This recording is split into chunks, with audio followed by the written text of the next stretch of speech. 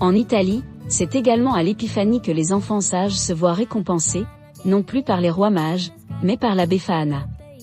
C'est une femme âgée, volant sur un balai, dont le nom est inspiré du mot « Épiphanie ». La légende raconte que les mages, en route pour voir Jésus, demandèrent leur chemin à une vieille femme. Ils lui proposèrent de les accompagner mais elle refusa.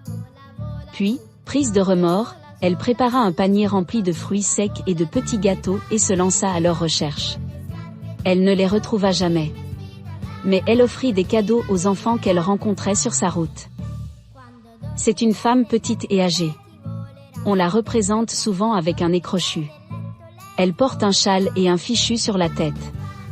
Même si, sous l'influence d'Halloween, on la représente parfois avec un chapeau de sorcière. Contrairement aux sorcières, elle chevauche son balai avec les brindilles vers l'avant. Ses vêtements sont joliment rapiécés. Elle transporte les cadeaux dans un vieux sac de jute effiloché ou dans un panier, selon la région. La Befana peut se montrer grincheuse envers les adultes sceptiques, mais elle est bienveillante envers les enfants.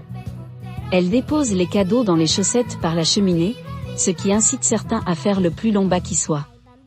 Mais si vous avez été vilain et désobéissant, elle ne vous laissera que de l'ail ou du charbon. Le fait qu'elle soit âgée représenterait l'année qui vient de se terminer. En Vénétie, on la brûle en effigie une fois les festivités terminées. Les différentes régions d'Italie ont des traditions la concernant qui leur sont propres. À certains endroits sa venue est fêtée par un défilé. Je termine cette présentation par une mise au point qui concerne des récits apparentés. L'histoire de la Befana vous rappellera peut-être une autre en tout semblable mais qui concerne une vieille femme, russe, Babouchka. Souvent on nous la présente comme un conte traditionnel russe, mais aucun russe ne connaît cette histoire. C'est un conte qui a été écrit par une écrivaine américaine à la fin du 19e siècle et dont on a fait plus tard un roman pour enfants.